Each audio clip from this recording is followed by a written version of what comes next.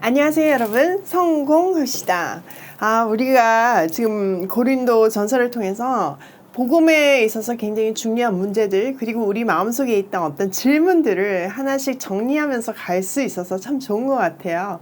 성경을 기준으로 그게 무슨 뜻인지를 분별하고 또 정확하게 알고 우리 삶에 적용하는 거 하면 할수록 중요한 것 같아요. 자, 오늘 15장을 들어갈 건데 15장은 소위 부활장이라고 말하죠. 고린도 교회 안에서는요, 죽은 사람의 부활이 없다고 말하는 사람들이 있었어요. 부활은 기독교에 있어서 굉장히 핵심 사상이잖아요. 부활이 전제되지 않은 구원은 말이 안 되잖아요. 그런 그들에게 그리스도의 부활, 죽은 사람의 부활, 또 몸의 부활로 이어가면서 설명해줘요. 오늘은 그리스도의 부활에 대해서 한번 보도록 할게요. 1절, 형제들아, 내가 너희에게 전한 복음을 너희에게 알게 하노니 이는 너희가 받은 것이요 또 그 가운데 선 것이라. 너희가 만일 내가 전한 그 말을 굳게 지키고 헛되이 믿지 아니하였으면 그로 말미암아 구원을 받으리라. 바울은요, 자기가 전한 복음을 다시 한번 상기시키고 있어요. 복음은 그리스도의 구원 사건을 말하죠. 그것을 받아들이면 그 사건이 실제적으로 자기에게 효력을 발생해요. 그러므로 예수가 그리스도 구원자라는 믿음이요, 우리를 구원에 이르게 하는 유일한 길이고 통로고 수단이죠. 그래서 바울은요, 그들에게 전해준 복음을 굳게 잡고 구원에 이르라고 당부하고 있어요. 자, 3절, 내가 받은 것을 먼저 너희에게 전하였노니 이는 성경대로 그리스도께서 우리 죄를 위하여 죽으시고 장사 지낸 바 되셨나니 성경대로 사흘 만에 다시 살아나사. 바울이 전해준 복음은요, 첫 번째, 그리스도가 우리 죄를 위해서 성경대로 죽으셨다. 두 번째, 그가 장사되었다. 세 번째, 그가 성경대로 사흘 만에 일으킴을 받았다. 부활하셨다. 네 번째, 제자들에게 나타났다예요. 바울이요, 이렇게 다시 복음을 정의하고 있는 이유는요, 앞에서 말한 것 같이 부활을 부인하고 있는 일부 고린도 교회 교인들에게 부활에 대한 확신이 없으면 복음도 구원도 없음을 확실하게 가르치기 위함이었어요. 더 나아가서 그리스도의 부활이 확실한 것처럼 모든 믿는 사람의 부활도 확실하다는 것을 말하기 위함이죠.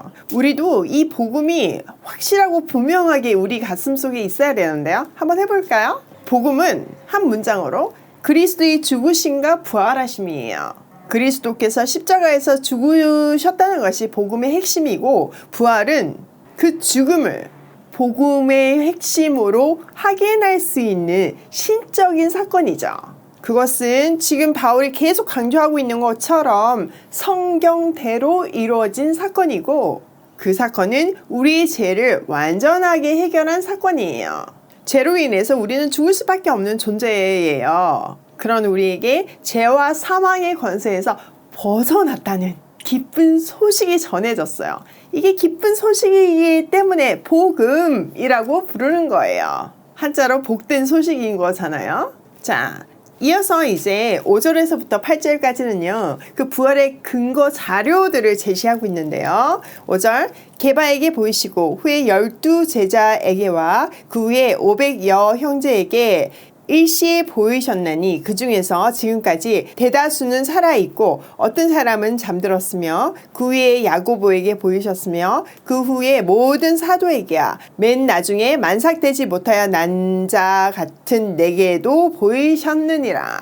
자, 게바 12제자 500명의 형제 자매, 그 중에서 대다수는 살아있고 몇몇은 죽었어요. 그리고 그 이후에 자기에게도 나타났어요. 이렇게 허다한 증인들이 있기 때문에 부활은 사실이라는 거죠. 자, 9절. 나는 사도 중에 가장 작은 자라. 나는 하나님의 교회를 박해하였으므로 사도라 칭함 받기를 감당하지 못할 자니라.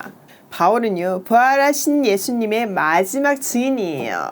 그는요, 이미 만들어진 부활의 증인들과 사도들의 집단에 어떻게 보면 조금 비정상적으로 끼어 들어갔죠. 게다가 그는 하나님의 교회를 엄청나게 핍박하던 사람이었잖아요. 그래서 자기를 다리 차지 못하여 난 자 또는 가장 작은 자라고 표현하고 있는 거예요. 자, 10절. 그러나 내가 나 된 것은 하나님의 은혜로 된 것이니 내게 주신 그 은혜가 헛되지 아니하여 내가 모든 사도보다 더 많이 수고하였으나 내가 한 것이 아니요 오직 나와 함께 하신 하나님의 은혜로다. 그러므로 나나 그들이나 다 같이 전파하매 너희도 이같이 믿었느니라. 정말 읽기만 해도 가슴이 먹먹해지는 구절이에요. 바울은요, 자기가 사도라고 불릴 어떤 조건도 없었지만 그럼에도 불구하고 그는 사도임을 분명하게 밝히고 있어요. 전적인 하나님의 은혜로 그는 그리스도로부터 친히 보냄을 받은 사도였어요. 여러분, 바울 입장에서 한번 생각을 해보세요. 자기의 잘못된 신앙, 잘못된 신념으로 정말 많은 그리스도인을 박해했잖아요. 특별히 스데반의 순교 현장에서 자기는 주동자로 그 죽음을 몰아간 사람이에요. 그 죽음이 너무나 당연하다고 생각하면서요. 그런 자기를, 그렇게 용서받을 수 없는 죄인인 자기를 택해 주시고 용서해 주시고 사도로 임명해 주시고 세상을 살리라고 보내셨으니 바울이 말하는 이 은혜는요, 그냥 단어가 아니었어요. 정말 자기 인생의 고백이 담긴 깊고도 묵직한 단어였어요. 신앙 고백이었어요. 그 핍박의 경험이 얼마나 지우고 싶었겠어요. 스데반의 그 천사 같았던 마지막 얼굴이 순간순간 떠올랐을 거예요. 그런데 그 괴로움만큼 다른 사람을 이해하게 되고 넉넉하게 품을 수 있는 에너지가 되었을 거예요. 그랬기에 그 은혜를 헛되게 하지 않고자 그는 그 어떤 사도보다도 더 열심히 일했어요. 그러나 그것조차도 자기의 열심이 아니라 나와 함께 하신 하나님의 은혜라고 고백하고 있어요. 이 은혜를 가슴 깊이 고백하고 감격할 수 있는 사람은 진짜 복 있는 사람이에요. 이 은혜는요, 우리에게 모든 것을 넉넉하게 받아들일 수 있고 이해할 수 있게 하고 또 상처가 치유되게 하는 놀라운 에너지를 갖고 있어요. 우리 오일 패밀리가 보육원 아이들에게 더해진 가족이 되어주고 있잖아요. 그 일들을 하면서 특히 제가 우리 집에 5살 꼬마 아가씨를 매주 데리고 오면서 그 하나님의 놀라운 사랑과 또 이 깊은 은혜에 대해서 더 깊이 깨닫고 감격해 하고 있어요. 여러분 한번 생각해 보세요. 보육원에 맡겨진 아이들에게 어떤 선한 출생의 스토리가 있겠어요. 물론 좀 성장하고 맡겨진 아이들의 경우에는 조금 다르겠지만요. 그런데요, 그런 스토리마저 하나님은 사용하신다는 사실을 우리는 잘 알고 있어요. 하나님을 모르고 그 아픔을 아는 채 성장할 때는 그 스토리는 자기의 치명적인 상처이고 아픔이고 숨기고 싶은 이야기지만 하나님 안에서 그 이야기가 해석이 될 때 더 이상 상처나 아픔이 아니에요. 그것은 그런 상황 속에 있는 또 그 비슷한 어려운 가운데 있는 다른 사람을 살리는 에너지가 돼요.